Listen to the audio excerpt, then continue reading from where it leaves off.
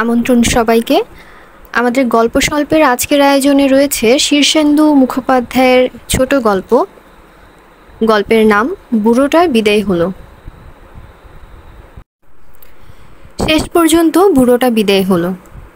ঘরে পড়ে আছে তার কিছু ক্লেদাক্ত চিহ্ন, কিছু ন্যাকড়া চোকরা, কৌটো বাউটো, ভাঙা তোরঙ্গ, দেওয়ালে সন্দেহজনক দাগ আর দূষিত বাতাস। সুরমা ঘরের জানালাটা হাট করে খুলে দিল। অমনি এক ঝলক রোদ এলো আর বাতাস। আহ! তার বুড়ো শ্বশুরমশাই হাঁপানির রোগী বলে জানালা টানালা বড় একটা খুলত না। এবার ঘরখানাকে বাসোপযোগী করে নিতে হবে। ঝাঁটা, ফিনাইল, গরম জল আর ডিসইনফেক্টেন্ট প্রস্তুত। 3 ঘরের ফ্ল্যাটে এতকাল রাহুর গ্রাস হয়েছিল ঘরখানা, এতদিনে পাওয়া গেল। শ্বশুরমশাইও কিছু খারাপ থাকবেন না। যেখানে গেলেন সেই বৃদ্ধদের আশ্রয়টি বেশ খোলামেলা, হাসি খুশি, খাওয়া দাওয়া ভালোই, টাকাও তো কম নেবে না মাসে। নিক, কিন্তু বাড়িতে ঝামেলা রইল না আর। সুরমা এখন খুশি, খুব খুশি। এরকমই তো হওয়া উচিত আধুনিক সমাজে। সেই মস্ত মস্ত যৌথ পরিবার তো আর নেই। প্রাচীনাদের নিয়ে ঝক্কিটা পোয়াবে কে? সুরমা নিজে চাকরি করে, তার বর আরও বড় চাকরি করে, সংসার সামলায়। একটি কিশোরী ঝি আমনও খুশি ছিল না বুড়ো মানুষের দেখাশোনা করার ব্যাপারে।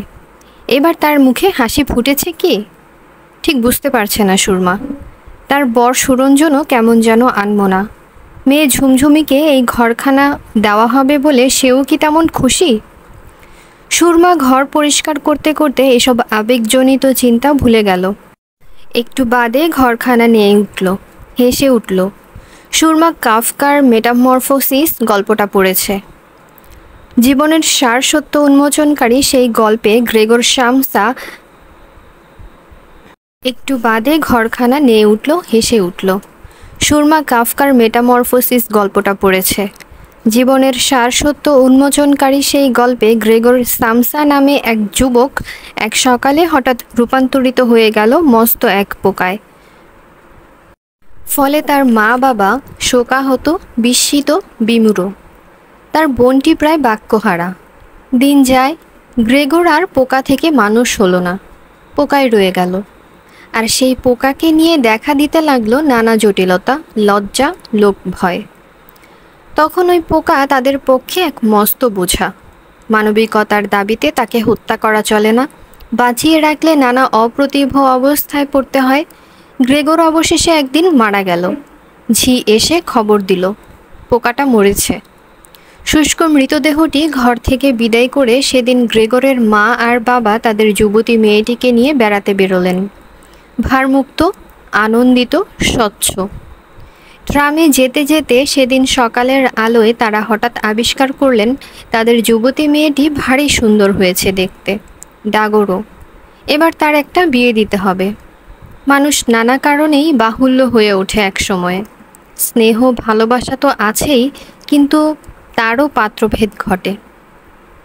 প্রকৃতির নিয়মানুসারেই বিদায় নিতে হয় বাহুল্য বা পুরাতনকে। এই নিষ্ঠুর সত্যকে মেনে নেওয়াই কি নয় যুক্তিসিদ্ধ? পৃথিবী তো বদলাচ্ছেই। সুরমা ঘরখানা সাফ করে চারদিকে চেয়ে দেখে খুশি হলো। শ্বশুরমশাইয়ের চৌকিখানাকে বিদায় করতে হবে, বের করে দিতে হবে টেবিল এবং ইজি চেয়ারখানাকেও। নতুন কিছু আসবাব, সুন্দর ছবি দিয়ে সাজিয়ে দিতে হবে মেয়ের ঘর। কালই মিস্ত্রি লাগবে ঘরখানা রং করতে। সুরমা কোমরে জড়ানো আঁচল খুলে মুখ মুছতে মুছতে শোয়ার ঘরে যাওয়ার সময় হঠাৎ দেখতে পেল ঝুমঝুমি ঝুম হয়ে বসে জানালা দিয়ে বাইরে তাকিয়ে আছে। ঘরটা দেখবি না? জবাব নেই। এই ঝুমঝুমি! ঝুমঝুমি মুখ ফেরালো। মুখে কোনো আনন্দ নেই, উজ্জ্বলতা নেই, গভীর এক অন্যমনস্কতা আছে। কি বলছো মা? ঘরের কথা বলছি, তোর ঘর।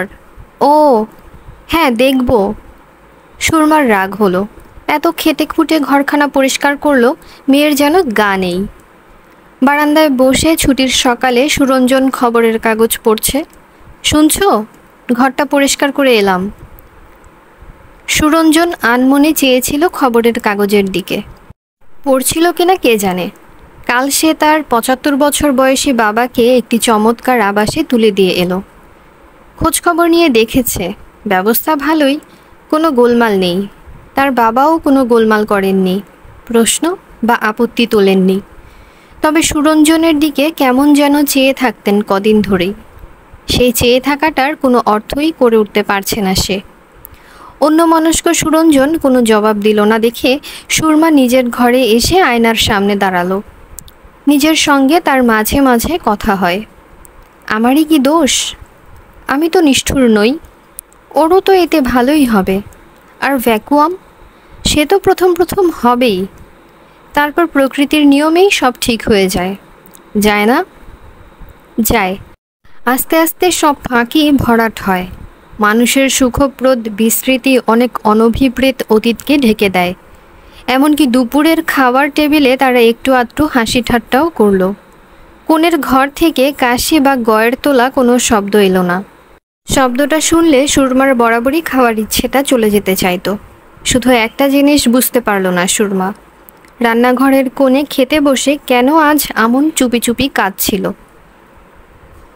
কেনই বা ঝুমঝুমি আজ টিভিতে রামায়ণ দেখল না? সুরঞ্জন আজ দ্বিতীয় কাপ চায়ের বায়নাও করেনি। রাতে ঘুমিয়ে পড়ার সময় আধো জাগা আধো ঘুমের মধ্যে সুরমার ভেতর থেকে আরেকটা সুরমা বলে উঠল, না করলেও হতো। সুরমা ঘুমিয়ে পড়ল। মাঝরাতে আলো না জ্বালিয়ে সুরমা উঠে এলো শ্বশুরের ঘরে। খোলা জানালা দিয়ে হিম আসছে। ফাঁকা ঘর, কারো ঠান্ডা লাগবে না। উনি নিশ্চয়ই ওখানে যত্নেই আছেন, যত্নেই থাকবেন। অতগুলো টাকা নিচ্ছে। বেরিয়ে আসতে সুরমা একবার ফাঁকা ঘরটার দিকে ফিরে তাকালো। ওই শূন্যতাটা ভরাট হবে। কোনো শূন্যই তো চিরকাল শূন্য থাকে না। কিছু বলছেন বাবা? আমি ভালো আছি বৌমা। সুরমা ধীর পায়ে ফিরে এলো বিছানায়। আর ঘুম হলো না। এ পরবাসী রবি কে? কিন্তু বিনিদ্র মনমোহন জানেন তাকে এই পরবাসেই থাকতে হবে। বার্ধক্যকে দুভাগে দেখা যায়, ক্ষয় কিংবা পরিপূর্ণতা, মৃত্যুকেও দুভাবে, অবসান বা পৌঁছানো। মনমোহন সারা রাত শয্যা কণ্টকিতে এপাশ ওপাশ করেন। কোনভাবে দেখবেন নিজেকে মনমোহন? ভুল করে একবার ডেকে ফেললেন, আমন, বাথরুমের বাতিটা জ্বেলে দিবি? ভোরের দিকে মনে হলো ঝুমঝুমি এলো ঘরে। দাদু, বেপথু মানে কি? মনমোহন হাসি মুখে বললেন, ইংলিশ মিডিয়ামে পড়ে তোরা যে মাতৃভাষা ভুললি রে ভাই। ভুল ভাঙল, ঘুম ভাঙল। কিছু নয়, বাঁধন ছিল, ছিঁড়ে গেছে। ফেঁসোগুলো আছে, কিছুদিন পর আর থাকবে না। মনমোহন আপন মনে বললেন, বেশ আছি বাবা, বেশ আছি। খেতে পাই, মাথার ওপর ছাদ, আর কি চাই? 7 দিন বাদে ওল্ড হোমে একজন মরল, 87 বছর বয়সে। মনমোহন শবযাত্রা দেখতে বারান্দায় বেরিয়ে এলেন। বাহ, বেশ ব্যবস্থা। কাঁচে ঢাকা চমৎকার গাড়িখানা, অনেক ফুলটুল। কেউ কাঁদছে না অবশ্য, তাতেই বা কি? যে মরেছে সে তো আর শুনতে পাচ্ছে না। ফালতু কেঁদে হবেটা কি? 87 বছর অনেক লম্বা আয়ু। এত বেঁচে থাকার কোনো মানেই হয় না। মনমোহনকেও বাঁচতে হবে নাকি? ও বাবা! পাশাপাশি আরও কয়েকজন বুড়ো দাঁড়িয়ে। কারো মুখে কোনো কথা নেই, নির্বাক, গম্ভীর, স্থির। মনমোহনও কাউকে কিছু বলার মতো কথা খুঁজে পেলেন না। সব যাত্রাটা মন দিয়ে দেখলেন। গাড়িটা ধীরে ধীরে বেরিয়ে গেল। মৃতের সম্মান আছে তো, তাড়াহুড়ো করতে নেই।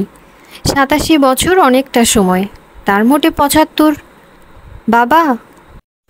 মনমোহন একটু অবাক হলেন। কে কাকে ডাকছে? বাবা, আমি এলাম। মনমোহন তটস্থ হলেন। Suranjan!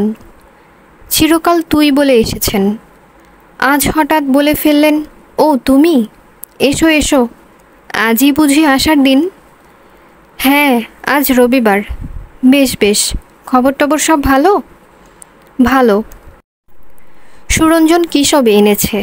Blade, aftershave lotion, cream, ওষুধ, খাবারের বাক্স। মনমোহন হাসলেন। বাহ, কত বিবেচক এরা। আপনার বৌমাও আসছে। মনমোহন খুব খুশি হয়ে বললেন, বাহ। ঝুমঝুমিও খুব বায়না ধরেছিল, কিন্তু মনমোহন সবটা শুনলেন না, বললেন, বাহ। ধীরে ধীরে আনমনে মনমোহন আরও কয়েকবার সাধুবাদ দিয়ে দিলেন। কাকে দিলেন, কেন দিলেন বুঝতে পারলেন না। কারা এলো কারা গেল তা যেন ঠিক বুঝতে পারলেন না মনমোহন। হৃদয়ের প্রবাস শুরু হলো বুঝি। কত তোয়াজে রাখতে হতো ঠাকুরদাকে। মনমোহন দেখছেন দুধের পুরো সরটুকু, মাছের কোল, দইয়ের মাথা বরাদ্দ ছিল ঠাকুরদার জন্য। পান থেকে চুন খসত না। বাড়ি থেকে বেরোনোর আগে মনমোহনের দুর্দণ্ড প্রতাপ বাবা ঠাকুরদার কাছে গিয়ে মিনমিন করে বলতেন, বাবা আসি। মনমোহনের বাবার যখন বয়স হলো তখন মনমোহনও সংসারের হাল ধরেছেন। বয়স হয়েছে, তবু বাবার কাছে গিয়ে দাঁড়ালেই বড় নাবালক মনে হতো নিজেকে। কখনো মুখের দিকে চেয়ে কথা বলেননি। সংকটে বরাবর বাবার পরামর্শ নিয়েছেন। বাবুটি কে? আমি সুরঞ্জন বাবা। তটস্থ মনমোহন উঠে বসেন। আজ কি রবিবার? হ্যাঁ বাবা। বাহ, ঝুমঝুমি এসেছে বাবা, এই যে। বাহ, আপনার বৌমাও আসছে। বাহ। ঝুমঝুমি একটু দূর থেকে দাদুকে দেখছিল। সে টের পেল এ তার সেই দাদু নয়। সেই দাদু তার দিকে চাইলেই কেমন উজ্জ্বল হয়ে উঠত। এ দাদু হলো না। এ দাদু কি ভীষণ ভদ্র, ভীতু। এ দাদু কেমন দূর। টের পেল সুরঞ্জনও, টের পেল সুরমাও, কিন্তু তখন আর কারো কিছু করার ছিল না। আজকের মতো এখানেই আমাদের গল্পটি শেষ হলো। ভালো লাগলে সাবস্ক্রাইব করে বন্ধু ও পরিবার পরিজনদের সাথে শেয়ার করবেন। সকলে ভালো থাকবেন। আল্লাহ হাফেজ।